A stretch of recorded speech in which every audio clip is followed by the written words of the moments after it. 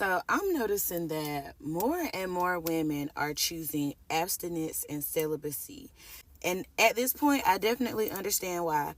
Like between the situationships, the men not wanting to commit, the men not wanting to be honest, the down low men, and these married single men, I get it. I do. I really do.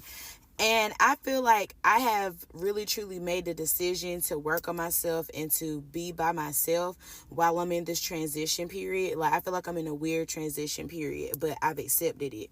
And I feel like now is the time for me to really just focus on myself and not think about dating. I feel like I have goals and I have things that I want to do first before I actually date, because I really do want to date with a purpose. But y'all, the things that I have been seeing lately, it's just like beyond. And it's too many things out here. Like, I'm not shocked that women are choosing these things. I'm not shocked that women are content with these things.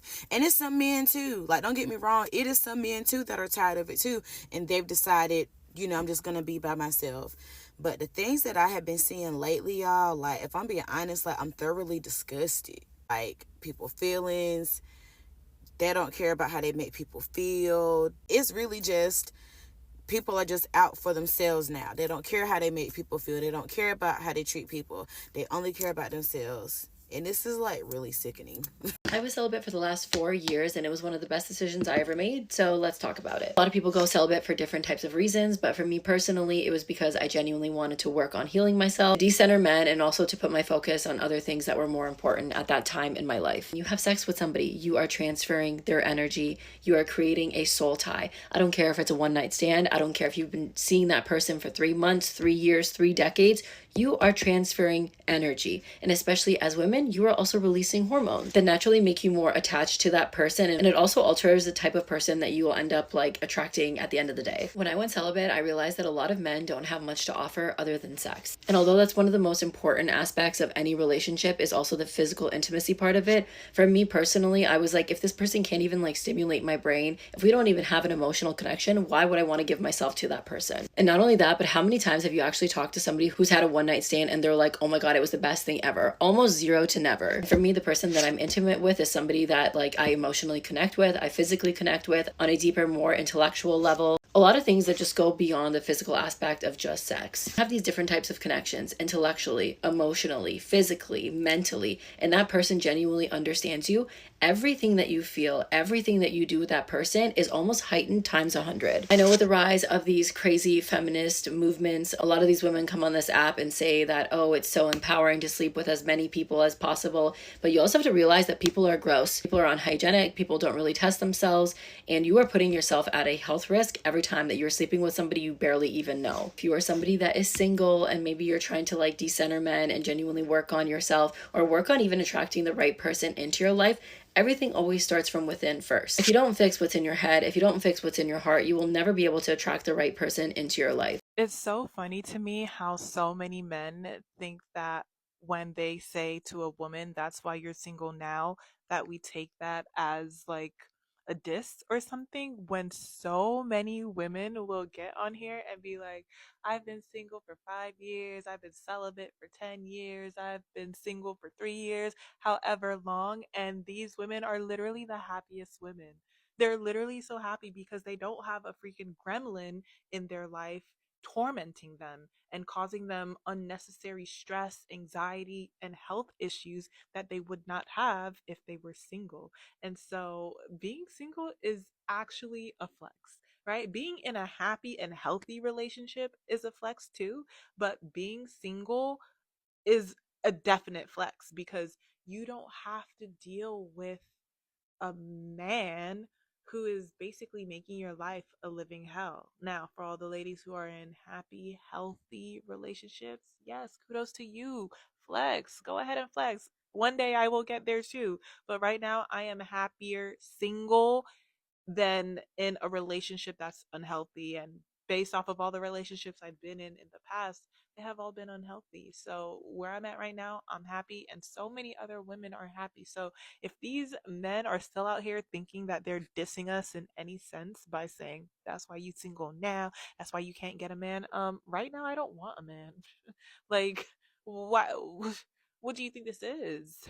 I'm at peace, honey. Peace is priceless. You cannot take that away from me ever. So yes, girl, I feel you. Being single for however long is a huge flex. That's where your peace resides. That's where you find yourself. That's where life basically flourishes. Thank God. As a woman, the smarter you are, the more single you will be. Don't take this the wrong way. As a woman, the smarter and more aware that you are, the more single you will be. Why? Most men, all they require is admiration and complete submission from a partner. Most women, the more smart and more aware that they get, the more that they require more complex and more nuanced things from a partner. And if we live in a world where we're all aware that most people are not that bright and most people are not that smart, what do you think is going to happen? Now, this is not to say that everybody who's in a relationship is not smart or not bright. Because I mean, like, I have a boyfriend. Does that mean I'm stupid? I can already hear it now. I got a girl. Does that mean I'm not that bright or smart? No, that's not what I'm saying. Sometimes, but for a majority of situations, I'd say that the smarter you are, right? The more aware you are, the more difficult it will be, and the longer that you might remain single. That's why they call it settle down. It's called settle down for a reason. You have to settle down. All that thing, all that rah rah rah. So if we know most of the world not that bright, most people are not that smart, and you go amongst those people, you're a different breed. Just say you're a cow going amongst sheep, and you say I can't find a partner. Of course you can't find a partner. You're going moo. They're going bah. You're going moo. They're going bah. It's two different breeds, fam. You're not gonna find a partner here. And that's just what it is. I think sometimes people need to come to terms with that. You might need to dumb yourself down a little bit, if we're being honest. It's just what it is. I don't know about the rest of my single folk, but every day single, I become less and less interested in the idea of a relationship or marriage. I've had my fair share of relationships. Some were okay, some were terrible. I genuinely just feel like there's nobody out there that I am compatible enough with to settle down.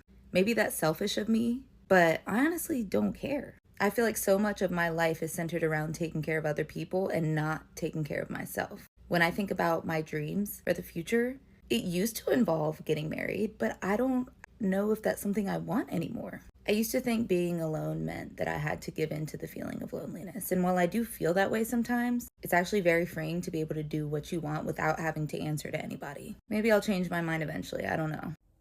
Okay, now it's time. All right? If you're celibate, I'm about to tell you why God told you to be celibate right now. It's because it's time to pursue your dreams. If only you knew how powerful your sexual energy was. So no, you cannot be giving it up. No, you cannot be throwing it back. No, you cannot be getting them back shots. You can't be getting none of that because it's time to pursue your dreams. And in pursuing your dreams, your sexual energy literally plays a huge fucking part. Your sexual energy is the core of your manifestations and your creativity. Close them legs. Men, zip it up. We not doing it. Cause now it's time. God said it's time to pursue our dreams. So we gotta keep it, locked up. Women do say clink clink. We gotta keep it locked up. We can't be giving that sexual energy away because it's time to manifest. It's time to get creative. And it's time to receive the benefits of literally just changing our lives, of being celibate, of healing. There are dreams that we have made. We have wanted since we were little kids. You were a little boy or a little girl and you manifested a whole life. And it just wasn't one time, like every time, every fucking day, every day, you just knew you was going to be this. You just knew you were going to do this one thing. Y'all, it's time to pursue that one thing. But there's a reason why we're celibate right now. Because our sexual energy is literally the core of making this dream come true. So if you thought about slipping up, don't do it. Don't do it. Make that little boy or that little girl proud, okay? The hot, successful, really driven women are in their single girl era right now. And the most frustrating part about this is that they don't understand that us being single is a choice because they are not putting in the same amount of work to be high vibrational people. Us beautiful, hot, successful women are hot, successful, and beautiful because we work on ourselves. We don't just go to work to make money. We also work on our mindset. We work on our spirituality. We work on our physical health. We work on our physical fitness. Like, we are going above and beyond to check off all the boxes for ourselves so that we can be the best version of ourselves. Meanwhile, men are only focused on making money. So they automatically think they're in the top percentage of men who are desired when they have money, and they don't understand that having money is just simply not enough anymore, because a high vibrational woman wants to be with a high vibrational man. That means a man who is spiritually in tune with himself, mentally stable, emotionally intelligent, and physically active. They don't check off those 4 boxes. They just make money, they get their finances in order, and they say, all right, I'm a man, I'm ready for my dream woman. And they find this woman that's high vibrational, that's hot, that's successful, and they say, yes, I want you. But they never stop to ask themselves, are they going to be offering her the same type of vibration, the same type of energy that she's going to be giving him? No, they don't ask themselves that. And if they did ask themselves that, they would quickly realize the answer is no, because they're not capable of it. They don't actually understand how to pour into somebody else. They understand how to take what somebody else is pouring into them.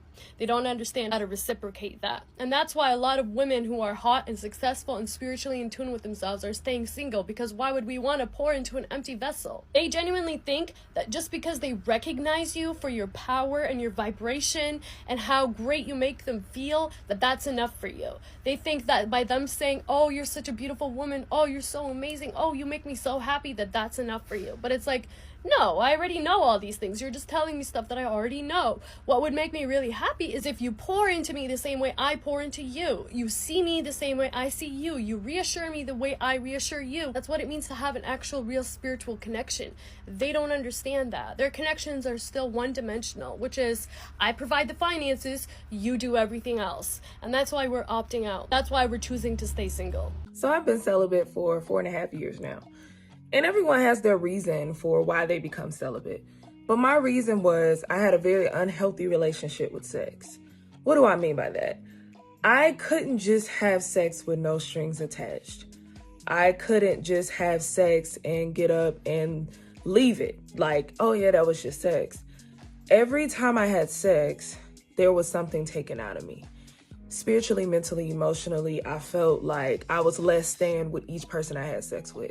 I felt like my worth was dwindling the more people I entertained and the more times I had sex. Because honestly, I wasn't having sex for pleasure. I was having sex for approval. And many times it was my drug. It was something that I used to make myself feel better, because I don't do drugs. I don't smoke. I really didn't drink much back then. So that was my reason for stopping.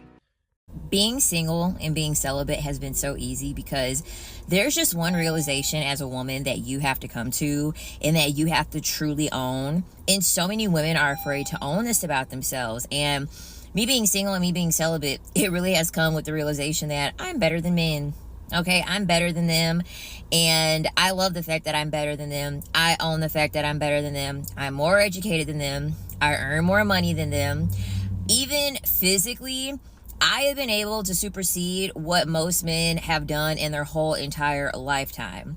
And the thing about it is that in order for you to be a woman that is palatable to a man, they want you to play so fucking small. Like, literally, they want you to be destitute.